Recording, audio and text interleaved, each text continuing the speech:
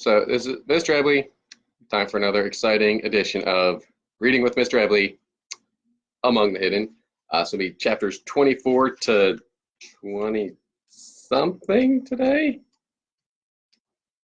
I think it's chapters 24 to 27. I think that's what we're doing. And we'll finish it tomorrow. So here we go. Chapter 24. For 3 days, Luke agonized. Sometimes he decided he had to stop Jen to persuade her not to go. Sometimes he decided he ought to go with her. Sometimes he was mad again, and thought he should just stalk over there and demand an apology. But anything he might do required seeing Jen, and that wasn't possible. It poured every day, the rain coming down in long, dreary sheets that made Luke feel worse as he watched from the attic vents. Downstairs he could hear Dad stomping around, muttering every now and then about the time and topsoil being lost with every raindrop. Luke felt like a prisoner. Thursday night he went to bed convinced he'd never be able to sleep for imagining Jen and the others in her car, getting farther and farther from him and closer to danger. But he must have dozed off because he woke to total darkness. His heart pounded. He was sweaty. Had he dreamed something? Had he heard something? A floorboard creaked. His ears roared as he tried to listen. Oh, hold on. Oh, there we go. Multitasking. Okay. His ears roared as he tried to listen. Was that someone else's breath or just his own? Loud and scared, a beam of light swept across his face. Luke? A whisper. Luke bolted up in bed. Jen, is that you? She switched off her flashlight. Yes, I thought I'd kill myself coming up your stairs. Why didn't you tell me they were so narrow? She sounded like the same old Jen, not mad, not crazy. I didn't know you'd ever be climbing them, Luke said. It was insane to be talking about stairs now, in the middle of the night, in his room. Every word either of them spoke was dangerous. Mother was a light sleeper, but Luke was delighted not to be moving on, not to be talking about what Jen had really come to talk about. Your parents didn't lock your doors, Jen said. She seemed to be stalling too.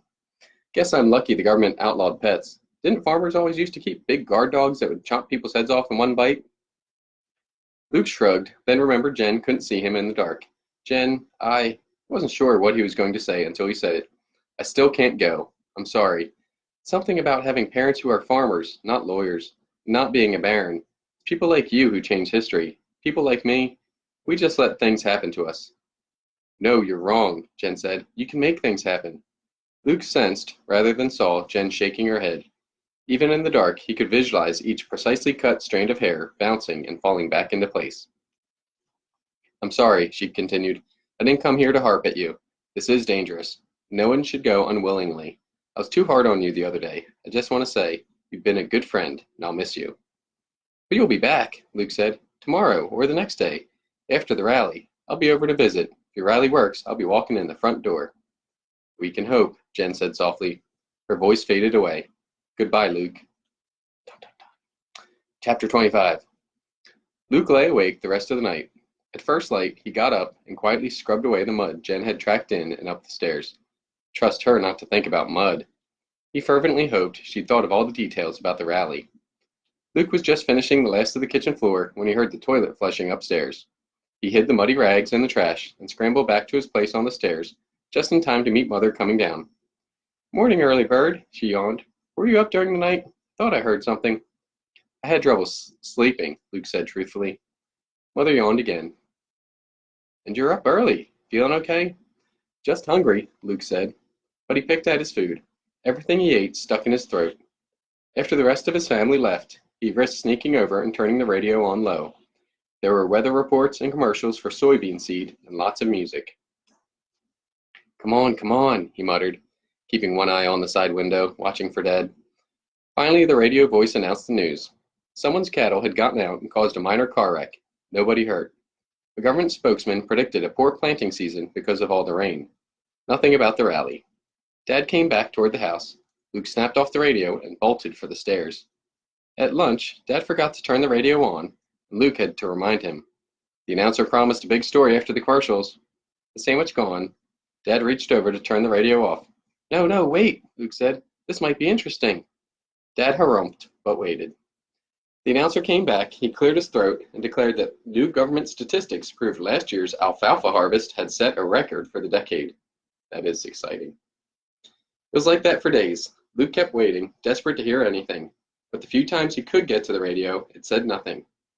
Every time Dad left the house for any length of time, Luke switched on the light by the back door, his old signal to Jen. He stared so hard, willing her answering light to go on, that he thought he would go blind. But there was nothing. He took to watching her house so obsessively as he had when he had first discovered her existence. There was no sign of her. The rest of her family came and went as usual. Did they look sadder, happy, worried, at peace? From a distance, he couldn't tell.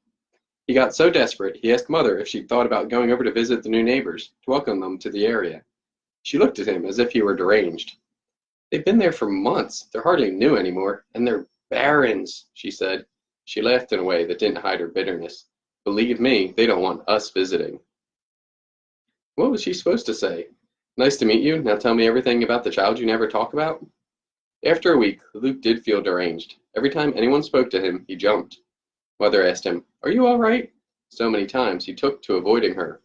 But he couldn't just sit in the attic, waiting. He paced. He fidgeted. He chewed his fingernails. He came up with a plan. Dun dun dun. Chapter 26. Finally, a week and a half after the rally, a day dawned that was so clear and dry, Luke knew Dad would be in the fields all day. Without hope, Luke turned on the light by the back door. After 5 minutes without a response, he turned it off and quietly slipped out the door. The cool air was a jolt, and for the briefest time he paused. This was more dangerous than ever. But I have to know, he muttered fiercely, and crept alongside the barn before making his dash for Jen's house. He had to rip the screen and break the pane of one of the Talbots' windows, which he felt bad about, but it didn't matter. If Jen was there, she could think of an excuse, and if she wasn't, he'd never be back at the Talbots again. Once inside, he knew he had to do something about the alarm, quickly. Jen had explained it to him once, told him the exact sequence of buttons to hit to disable it. He ran to the hall closet, yanked open the door, and punched buttons quickly, afraid he'd forget the sequence if he hesitated, even a second. Green, blue, yellow, green, blue, orange, red. The lights blinked out before he hit the last button, and that spooked him. Was that how it worked before? Hurry, hurry, he urged himself. The words kept replaying in his brain. Jen? He called. Jen? He went up and down the stairs, looking in every room. Jen, you don't have to hide. It's me, Luke. The house was enormous. 3 floors and a basement. He couldn't search everywhere, but if Jen was there, why would she hide? Against reason, he kept hoping she was. Jen, come on, this isn't funny. He found the bedrooms, huge, elegant rooms with beautifully carved beds and long mirrored closets. He couldn't even tell which one was Jen's. Finally, he admitted defeat and rushed down to the computer room. He hurried over to the keyboard and typed in the same sequence of letters he'd watched Jen type so many times. His fingers were clumsy, and he kept messing up. Finally, he got to the chat room password. F-E-R-E. Nope, brace. F-E-E-R. Nope. At last he got it. F-R-E-E. Free. The screen went blank, with none of the friendly banter that had magically appeared every time he'd watched Jen. Had he done something wrong? Frantically, he exited and entered the chat room again, his hands still shaking. Still nothing. Timidly, using only his right index finger, he typed, "Where's Jen?" He had to hold one hand with the other to steady his finger enough to hit the enter button. Almost instantaneously, his words vanished and reappeared at the top of the screen. He waited. Nothing. The screen stayed blank below his question. Because nothing was worse than doing nothing, he typed again. Hello? Is anybody there? Still nothing. He slammed his fist down on the computer desk so hard it hurt. I have to know, he shouted. Tell me, I can't go home until I know. He heard the door, too late to react, and suddenly a voice boomed behind him. Turn around slowly. I have a gun. Who are you, and why are you here? Dun, dun, dun. Chapter 27. As we the last chapter of the day, we will finish the book tomorrow. Luke stifled his instinct to run. He turned around as slowly as he could. Guns had been outlawed for everyone but government officials long before he was born. But he recognized the object pointed at him from books and Dad's descriptions. Dad had always talked about hunting rifles and shotguns, big guns to bring down deer or wolves. This gun was smaller, meant to kill humans. All that flashed through Luke's mind before he looked beyond the gun to the man holding it. He was tall and fleshy, his expensive clothes only partially hiding his bulk. Luke had seen him only once from a had only seen him from a distance before. "You're Jen's dad," he said. "I didn't ask who I was," the man snapped. "Who are you?" Luke exhaled slowly. "A friend of Jen's," he said cautiously. Only because he was watching very, very closely did he see the man lower the gun by a fraction of an inch. "Please," Luke said, "I just want to know where she is." This time, the man clearly relaxed his gun hand. He circled around behind Luke and snapped off the computer. "Jen says you have to park the hard drive before you do that," Luke said. "How do you know about Jen?" the man asked. He narrowed his eyes. Luke blinked. The man was bargaining, he realized, offering to negotiate. He wanted something from Luke before he would tell Luke anything about Jen. But what? "I'm a third child too," Luke said finally. The man's expression didn't change, but Luke thought he saw a flicker of interest in his eyes. "I'm a neighbor. I found out about her, and I started coming over when I could." "How did you know she was here?" the man said. "I saw—" Luke didn't want to get her in trouble. "I saw lights when I knew everyone was gone. I guessed. I really wanted there to be another third child for me to meet." "So Jen was careless," the man said, with an edge to his voice that Luke didn't understand. "No," Luke said uncertainly. "I was observant." The man nodded, only to accept Luke's answer. Then he sat down in the chair by the computer desk and rested the gun on his leg. Luke took that as a sign that the conversation might last long enough for him to find out something. "Did Jen teach you how to disable our alarm system?" the man asked. Luke saw no point in lying. "Yes, but I must have screwed up since you came." "No," the man said. "If you'd screwed up, the security guards would have come. But I have it set so I'm automatically notified if the system's shut down while I'm away. Given the circumstances, I decided to investigate myself." Luke longed to ask what circumstances he meant, but the man was already asking another question. "So what else did you and Jen do together?" the man said. Luke couldn't understand why he sounded so accusatory. "Nothing," Luke said. "I mean, we talked a lot. She showed me the computer. She wanted me to go to a rally, but I was too scared." Too late, Luke thought to wonder if the man knew about the rally. Was Luke betraying Jen's confidence? But the man didn't seem surprised. He was studying Luke as intently as Luke had been studying him. "Why didn't you stop her?" the man asked. "Stop Jen? That's like trying to stop the sun," Luke said. The man gave Luke the faintest of smiles, one that contained no happiness. "Just remember that," he said. "So where is she?" Luke asked. The man looked away. His voice broke. "Jen is no longer with us. She's dead," the man said harshly. Somehow Luke had known without wanting to know. He still stumbled backwards in shock. He bumped into the couch and sagged into it. "No," he said, "not Jen. You're lying." His ears roared. He thought crazy things. "This is a dream, a nightmare. I'll wake myself up." He remembered Jen talking a mile a minute, gesturing wildly. How could she be dead? He tried to picture her lying still, not moving. Dead. It was impossible. The man was shaking his head helplessly. "I'd give anything to have her back," he whispered. "But it's true. I saw. They gave us the body. Special privilege for a government official." His voice was so bitter, Luke could barely listen. "We couldn't even bury her in the family plot. Couldn't take a bereavement day off work. Couldn't tell anyone why we're going around with red eyes and aching hearts. No, we just had to pretend to be the same old family of four we'd always been." "How?" Luke asked. How did she die?" He was thinking if the car had wrecked, it wouldn't be so bad. Or maybe it had nothing to do with the rally. Maybe she just got really sick. "They shot her," Jen's father said. "They shot all of them, all 40 kids at the rally, gunned down right in front of the president's house." The blood flowed into his rose bushes. But they had the sidewalk scrubbed before the tourists came, so nobody would know. Luke started shaking his head no, and couldn't stop. "But Jen said there'd be too many people to shoot. She said there'd be thousands," Luke protested, as if Jen's words could change what he was hearing. "Our Jen had too much faith in the bravery of her fellow hidden," Jen's father said.